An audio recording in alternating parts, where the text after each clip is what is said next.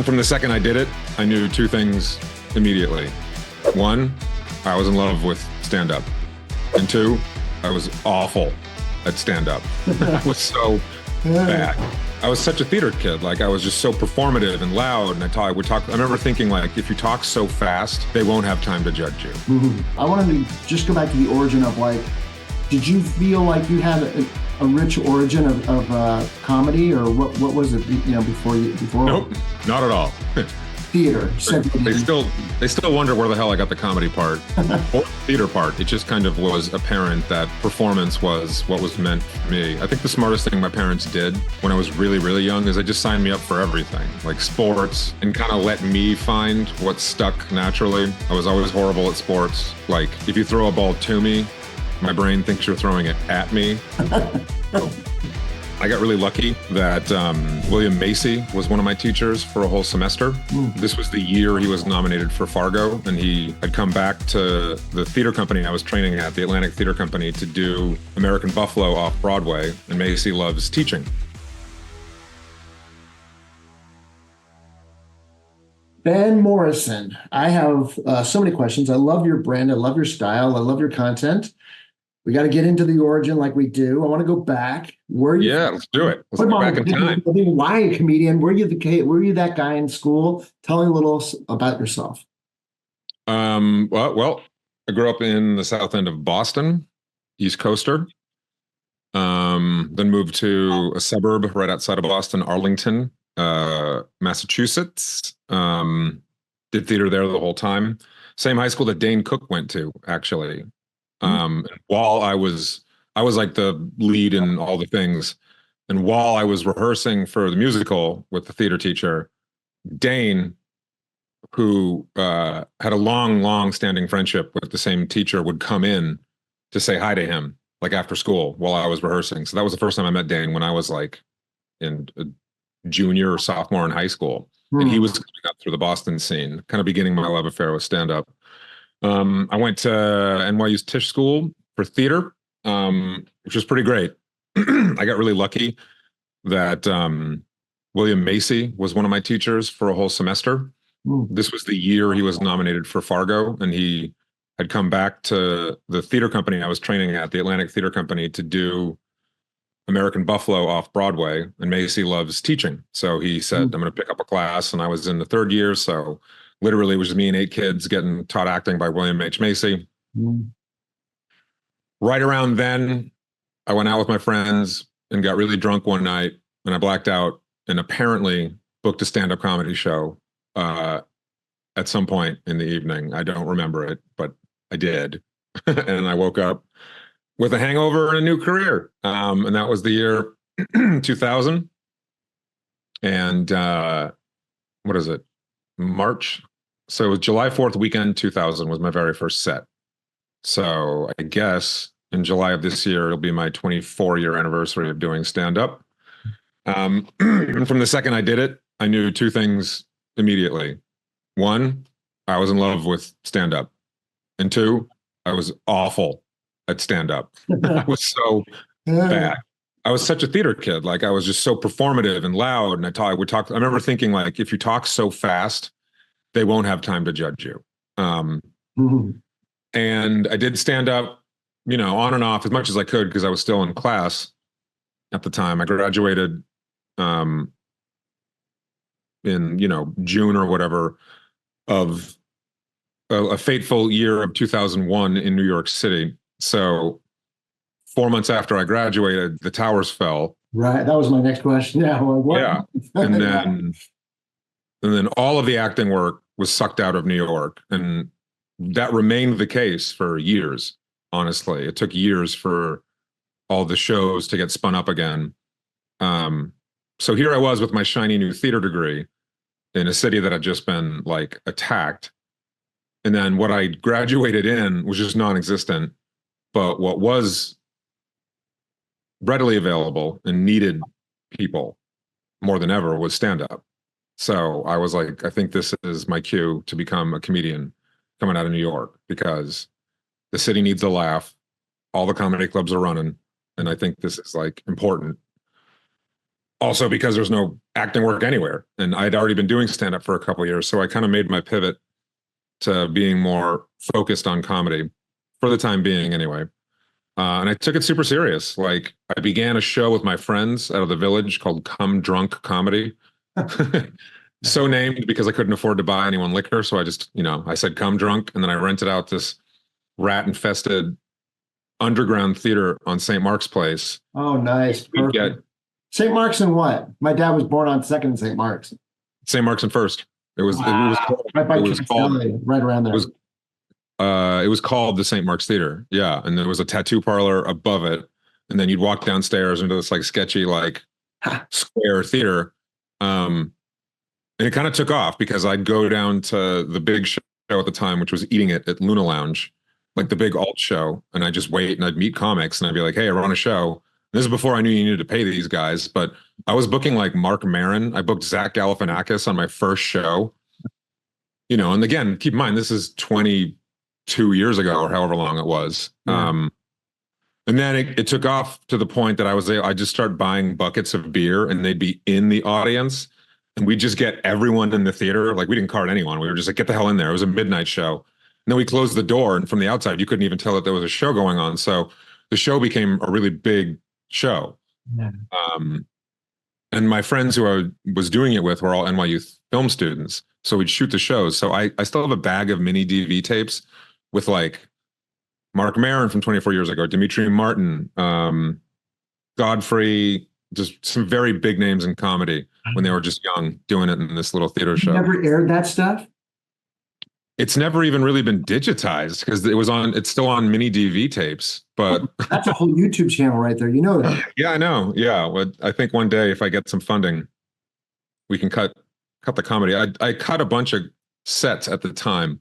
I don't really know whatever happened with them, but this was really pre-internet, pre-video online. But I still have it. So one day I will cut the comedy. Just download the CapCut and on your phone and just start putting that stuff out. That's gold. Well, what's funny is like I run a production company now, so I have a full post-production studio and I work with editors. It's just the fact that digitizing this many mini DV tapes is the bottleneck because no one has a mini DV anything anymore. And we're talking probably north of like 100 mini DV tapes that would need to be individually digitized. I've done it. You're in LA. There's a place. I'll send you a link afterwards if you want. Okay. That would be wild to actually get some of that stuff cut. I'm still friends with a lot of the comedians that did it because I'm just still in the game. And, I feel like, hey, Mark, you want to see that shit you did 24 years ago or you were making fun of me?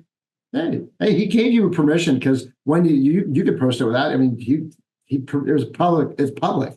I mean, he entered you and probably posted to your YouTube without any consent. I could ask. I kind of credit him for putting me on the right path to matriculate the right way through stand-up. Because like he would do Come Drunk a lot, even though he hated the fact that he would do it a lot because the shows were objectively great shows. Yeah. Because it was in a theater and it was a square theater. So the audience was on either side of the comic. It was like rate seating. This is a horrible diagram. Yeah. But for a comic, you're in a theater and there's audience here on rake stages and here, and it packed out like 100 kids who were there to laugh. And it was a great show. But he'd start each set by like tearing me a new asshole because that's just what Maron does. But I loved it. I couldn't believe Mark Maron was making fun of me. Oh, that's great. I think he did at the time, and that what you had there, that sounds like just like the most precious, awesome thing ever. That is drenched in drama, drenched in like uniqueness, and that whole Lower East Side vibe is just. Oh yeah, no, it really was. It was a thing. It was a definite thing, and like.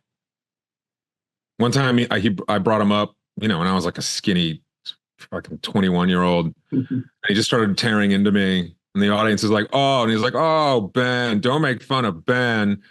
And he looks at me squatting, just waiting, watching the act. And he's like, look, Ben, I care about you, man. I just want to make sure that in 10 years you're not all drugged up with a touring funk band or something.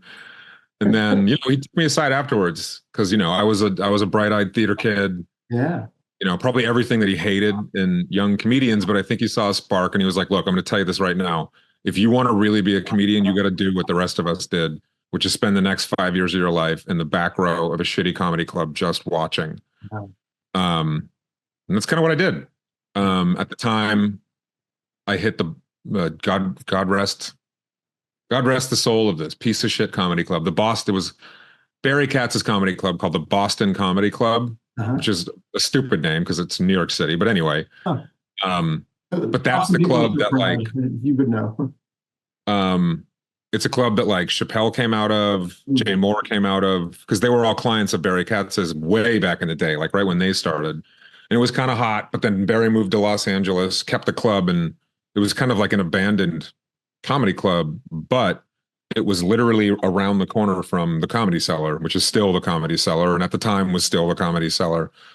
So I had, this kind of like wild, like Never Land, Lost Boys comedy club to just do whatever in with my friends who are still my closest friends in the world, like Greg Wilson, Nick Novicki, a bunch of comedians who are still my best friends out here. We all started together at the Boston. Yeah. And, crazy times. Like literally there were no rules and we had our own horrible comedy club. And that's kind of where I learned to make like 5 people laugh.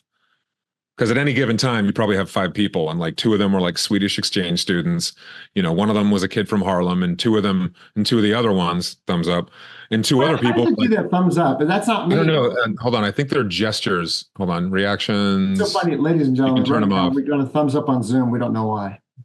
Well, it's because it's a new iOS update, and it works on any web camera. If you do something like this, it'll give you a reaction. I just turned mine off. It's kind of annoying, but if you're doing this and all of a sudden iOS or Mac is like adding graphics, you just go to that green icon at the top. Did we do something right? What's up? What did we do to get a thumbs up?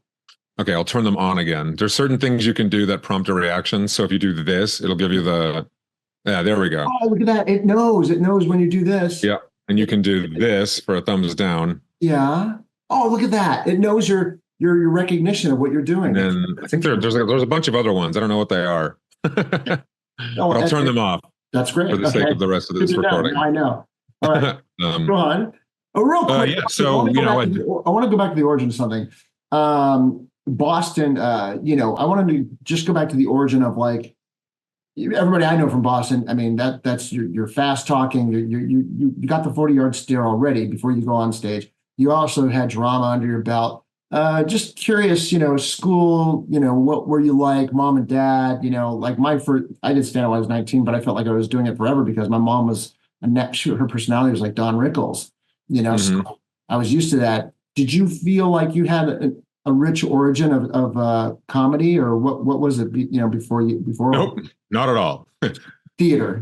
They still wonder where the hell I got the comedy part or the theater part. It just kind of was apparent that performance was what was meant for me. I think the smartest thing my parents did when I was really, really young is they just signed me up for everything, like sports, arts and crafts kind of thing, and kind of let me find what stuck naturally.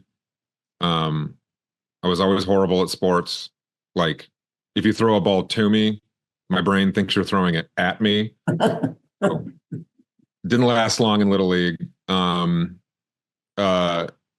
Visual arts, painting, never really stuck to it. But from the second I had my first theater class, it was like, this kid. What's your background? What are your parents? Where are they from? What nationality is your background? They are still married, still living in the same house in Arlington. Yeah. Mother, kind of like a Westchester Jew, grew up in the New York. That's half family right there. Yeah. And then my dad, just like a local Boston boy. That's the second. New Englander. Okay, good. So ethnic breakdown is like half Ashkenazi Jew from mom's side, and from my dad, kind of like a European mutt. Yeah. But the Boston and the Ashkenazi Jew, that's like that. So you got pedigree there, and then you got your theater, and then okay, I gotcha. So nice algorithm right there. And, but you also seem, it's funny. Did you feel like when I was watching your stuff, I feel like this guy seems like he'd be a lawyer also. Do you ever get that? You ever get people like this? You seem formidable to me. Like you're just smart, but most comedians are smart. But do you get that a lot? I've never gotten the fact I've never gotten the lawyer thing, but that's quite a compliment. I like that. That you would put your legal trust in me. Good, good. The law firm of Morrison, Morrison, and You're Morrison. witty, you're fast and witty and smart. You just seem like, it's like this guy. If I was cast, I could cast you. You could be casted as a lawyer. You put yourself, that, and you're not, you're observational, but then you talk about your personal stuff.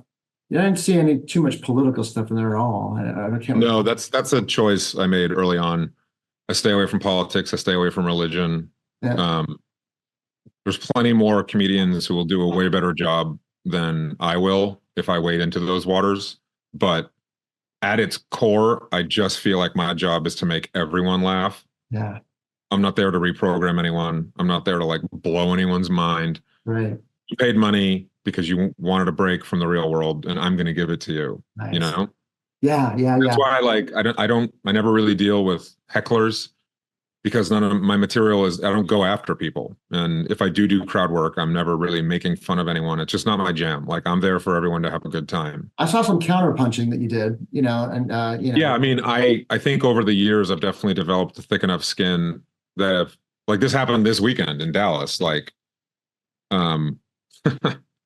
this was some Texas shit. Like, I was doing my show, and then right before I went on, and keep in mind, this is like almost an hour after the doors open, some like the most Texas dude I've ever seen walks in with this girl. He's wearing a Stetson hat that's this big, gold chains.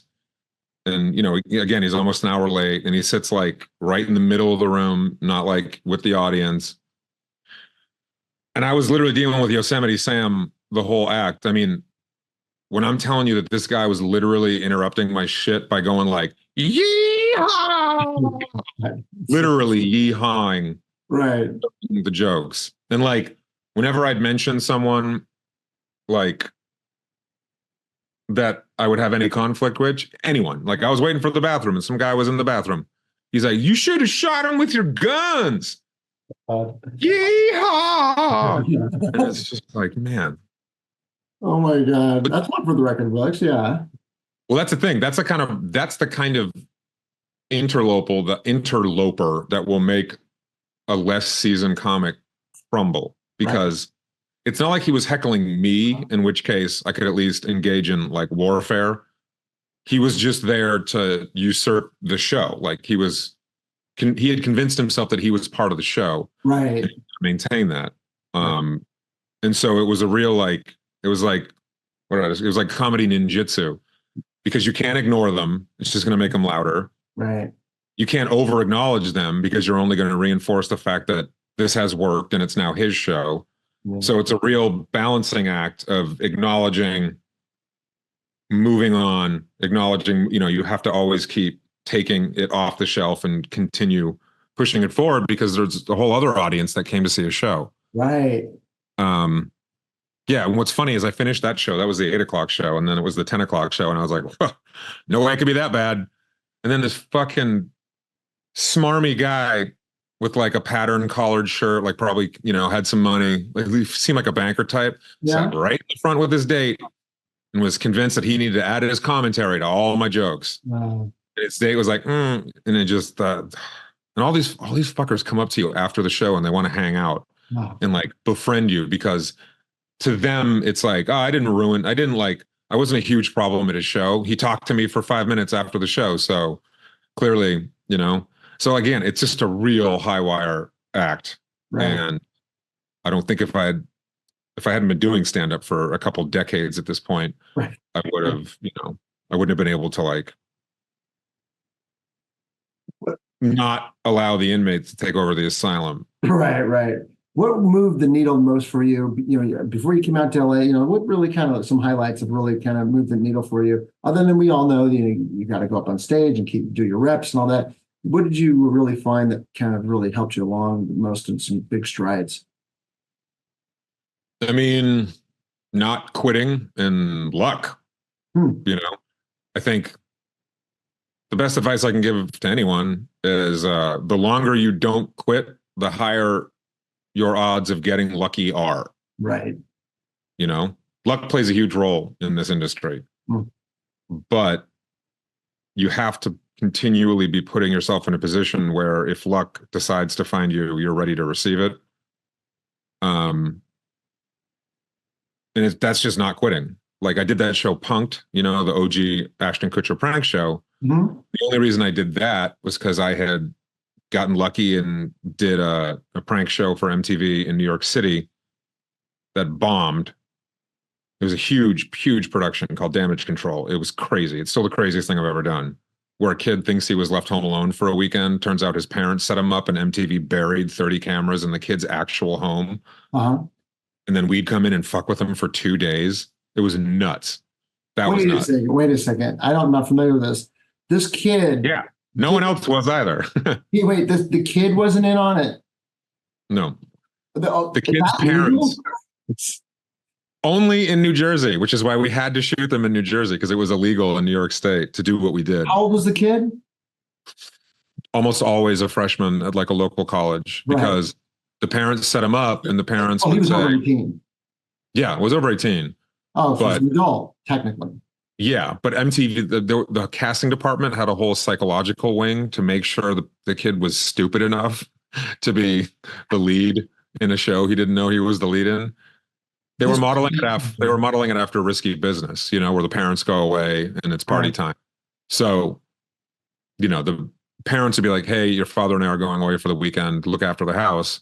And the kid who was going to a local college was like, "Totally," AKA it's party time because I have the house to myself. But the parents set him up and they'd literally go next door and would sit in front of a literal Truman Show bank of monitors with like 5 people manning the cameras and stuff.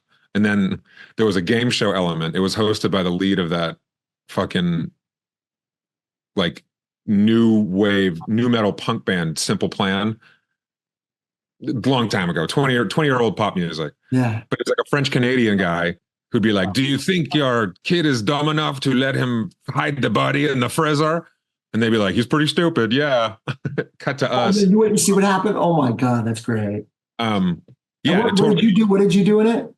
I was just on the cast, so I played a number of different characters. You're one of the guys that showed up to the house and tried to get him to do stupid shit or something. Yeah, like one time I showed up on this kid's lawn wearing a one-piece spandex jumpsuit with the big unicorn horn camera, and I had to convince him that I was on a new reality show and had traveled on foot from L.A. to Jersey, and gladiators were hunting me. Would he harbor me in the house? And the name of the show I was on was called The Master Race. Oh my God! How did it become bigger than anything? I don't know. Well, there's a simple answer to that is because the whole game show element was ridiculous. Because like you cut to us doing some insane improv, and they hired every good improv artist in the city. Like the very first episode I was on with Nick Kroll. Brian Husky was on the main cast. You see him all the time. They just hired some phenomenal talent. Mm-hmm. Had they just stuck to what the improv stuff, the craziness, I think it would have been a huge hit. But that was only half the show because you have this insane improv happening. Then you cut to like 2 like overweight New Jersey parents and like a French Canadian guy like, "Do you think he's that dumb?" And they'd be like, "Yeah, he is." And so anyway, it was wild. The reason I bring this up in terms of luck is I did that show. I did 8 episodes or whatever. No one saw it. Then I moved to L.A. And like months after I moved there, I had just happened to have a general meeting with the head of casting for MTV because I had the MTV connection. Just had a meeting, just to like, "Hey, welcome to LA. Good to meet you. Put you on our radar." And she was like, "They've been having a lot of trouble finding the lead guy for the final season of Punk'd, and the final callback is tomorrow." Huh. And I was like, "Get me in," and she did. And then I showed up, through one round, and then I was in a waiting room, and then there were like only 8 people, and they'd clearly been auditioning together for like months. And there I was. Yeah. And I just walked in, and it was Ashton Kutcher and his crew in a little office, and it was just playing improv games. Apparently they all had to go through like a brutal round of auditions and psychological stuff. I just showed up and it was improv games, and I was like, "Oh, okay, I can do improv." Got a laugh immediately, and I was like, "This is mine." And then got a call 4 hours later that it was mine.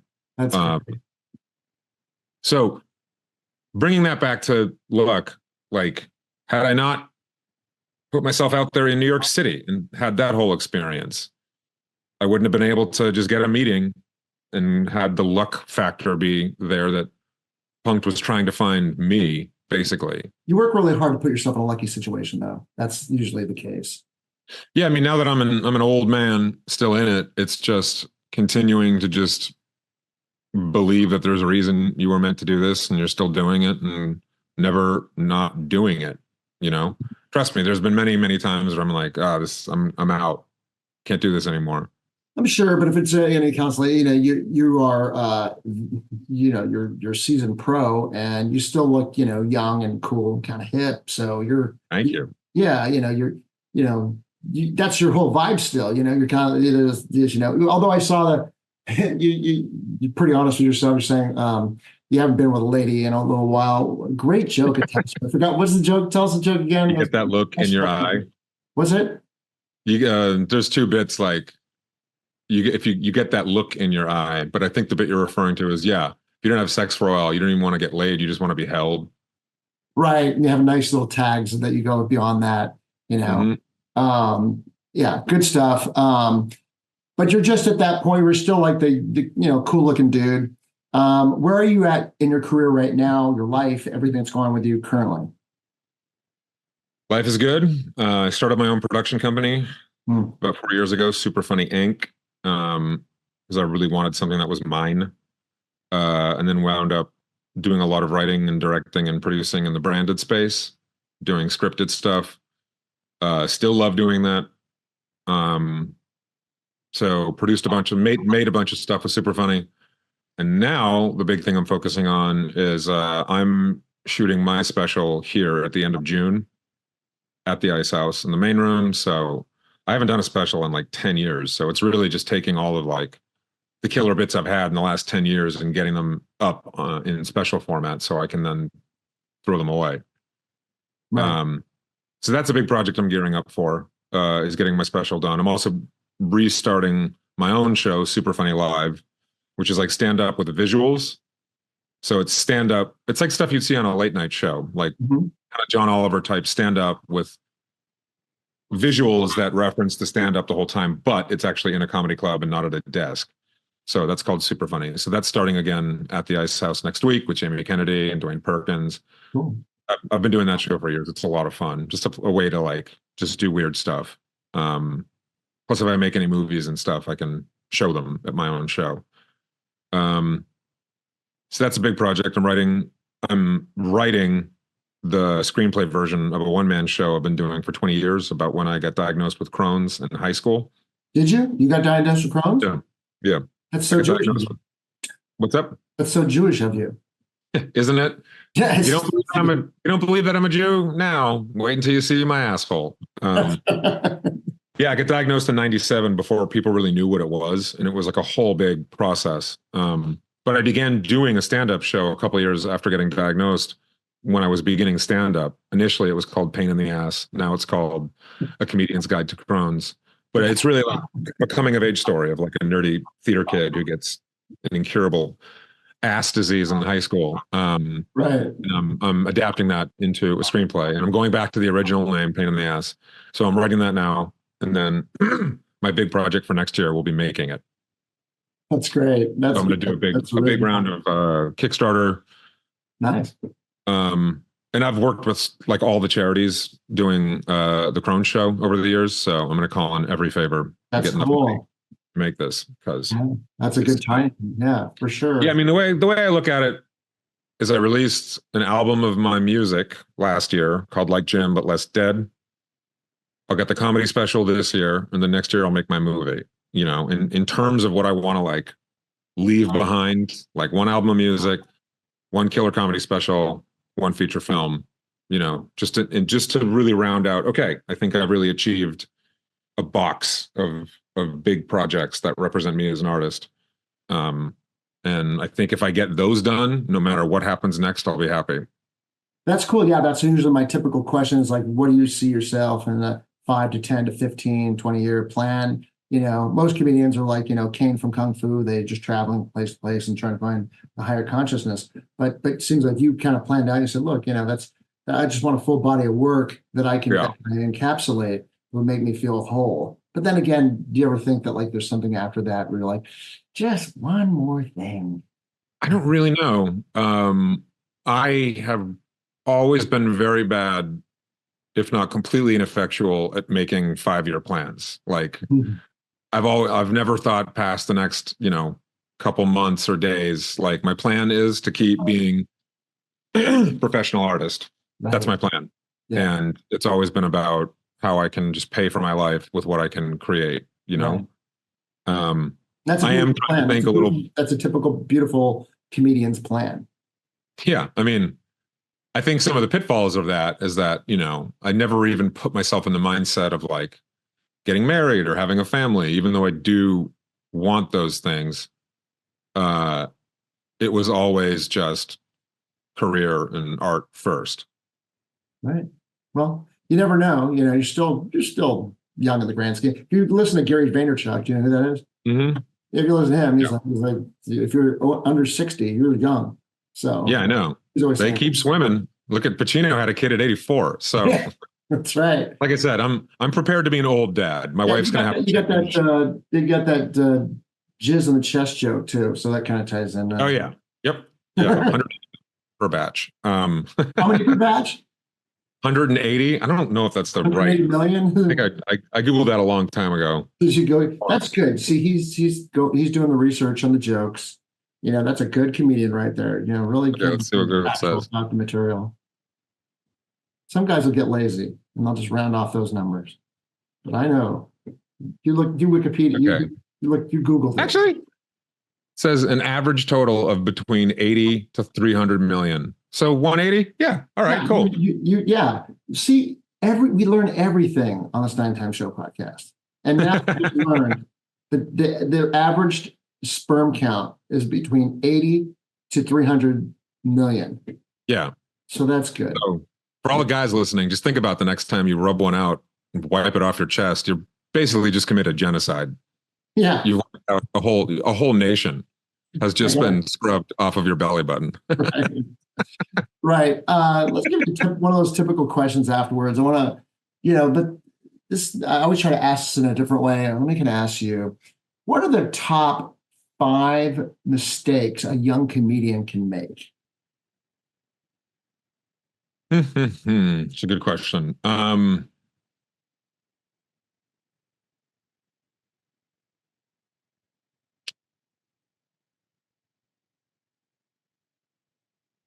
Over emulating your favorite comic. Over emulating? Over emulating your favorite comic. Emulating, yeah, copying. Yes. Yeah. You're going to have to develop your own voice, right. And you can hold your inspirations close. But if you pick a comic and you want to sound just like them because that developed voice seems to work for you, you're gonna set yourself up for disaster because you're using someone else's voice, and the whole thing is finding your own. Which goes with point number 2. I guess kind of half-assing it.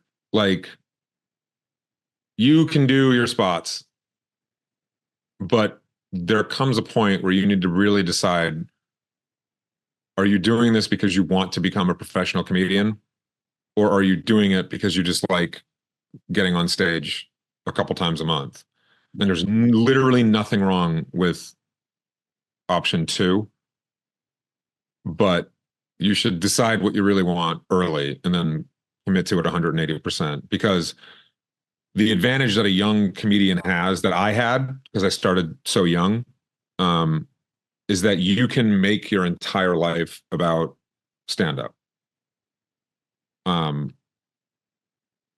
Like you'll never get your 20s again. Like what's nice about your 20s is it's the most flexible decade in terms of your own self-discovery, because you're young enough that the real world hasn't really begun to dictate what you should or shouldn't do. And you can really just live in your dream. And I will forever be glad that I found stand-up young, and especially that I started stand-up in New York City, because New York City is the best place to learn how to do stand-up because of the insane amount of stage time in New York. You just go from show to show to show to show, and you can just walk there's so much stand up going on in New York, which means that for a young comic doing open mics, like a young comic in LA, they basically do like, oh, I did that one mic that one night. But a young comic in New York does 5 per night, you know? So I think, you know, it's like being in the gym, but, you know, being on steroids. So if you live in New York City, good for you. Right. But yeah, if you're gonna commit to it, commit to it. Make your whole life about it. You have to be obsessed with it.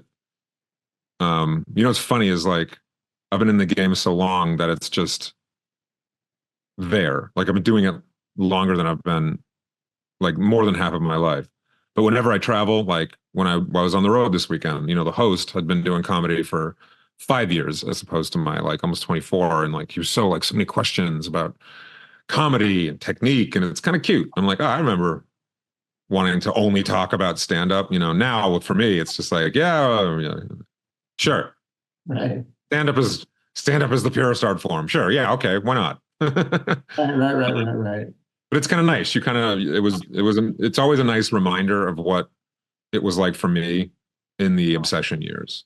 So I guess that's tip number 2. Right. Oh, this is a definite tip number 3. Learn to edit video. This is probably tip number 1, 2, 3, 4, and 5.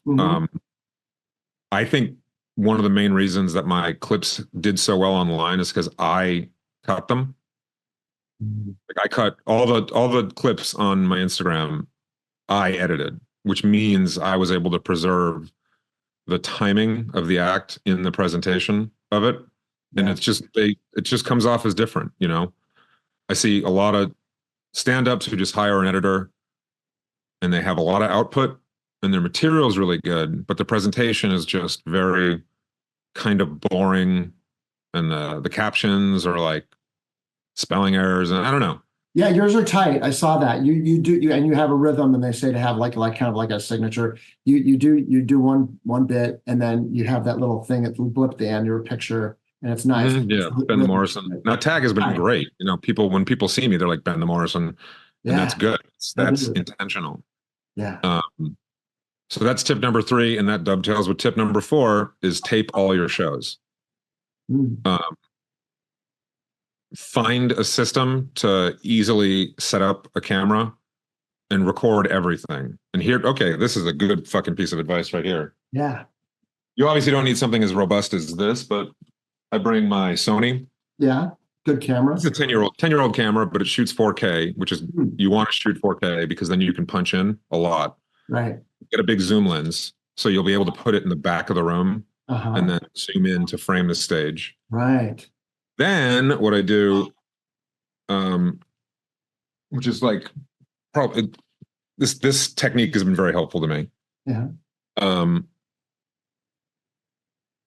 You take your phone, turn on the voice memo recorder, you hit record, and then you put it on the stool on stage. And the phone becomes the best audio you're going to get without actually having to go to the guy in the booth and be like, give me that recording. Because the iPhone is picking up the laughter coming at it and it's picking up your voice on the monitors. Yeah. So you get totally usable audio out of your voice memo recording. And the microphones on these are really good at this point. Yeah. And as a bonus, if you want, and I'll do this often, is you can just keep a fucking set list open at the same time so that you have your little cheat sheet just staring at you and no one in the audience can see what's on your phone. And it's so common to just put your phone on the stool. Right. You're getting high quality video on the back, and then you're getting high quality audio from the phone on the stool. And you also have your set list there if you want to, you know, reference your act, or if you just blank and you're like, what the hell is a joke? And you're like, oh, there we go. Right. That's a really useful tip. And then number 5, just don't be a dick. Like, I think one of the things that I'm most proud about in terms of my place in this world is that I've never had an enemy. And I can confidently say that when I get the big break and I'm doing something in the big time, everyone in the scene will be like, good for him. It's about time he worked his ass off. You know, being a dick might get you somewhere in the short term, but once wherever it got you is over, you will return to a pool full of people that remember how you treated them. And also, the thing that I like the most about being a comedian is other comedians. Right. You know? Yeah. And there's nothing like knowing that you're a part of this brother and sisterhood, like in your bones. You know what I'm saying? Like, I could probably walk into any comedy club in the country and I probably know the person that's headlining. We probably have a couple old stories from when we started. In underpinning all of that is the fact that being a dick has never worked for me. I'm sure it works for other people, but make good, lasting friendships that will turn into long-lasting business relationships. Because, you know, why be a dick anyway? Right. Those are really good, technical, nice, you know, 5 good. There are actually 7 there, actually, with the camera, audio, and all that. And then great. Then you owe me 2. Your abbreviated notes. Great stuff. Ben Morrison, tell everybody how they can find out more about you. Oh, the best place to find me, Instagram and TikTok at Ben the Morrison, BENTHE Morrison. Yeah, that should have everything you need. If you're in the LA area, like I said, I'm relaunching Super Funny at the Ice House next week on the 5th. Shooting my special there at the end of June. Just join up on Instagram. That'll pipeline you into all the good stuff. And if you're in the world of production or branded, go to superfunnyinc.com and you can see all the stuff that I've made. And, you know, if you want to make some stuff, let's make some stuff. Hit me up. All right, Ben. Thank you so much for sharing. Thank you. Thanks for joining us. Gear up for your next adventure and head over to bolotour.com to check out the amazing Bolo Pack and their other innovative outdoor gear. Catch you next time.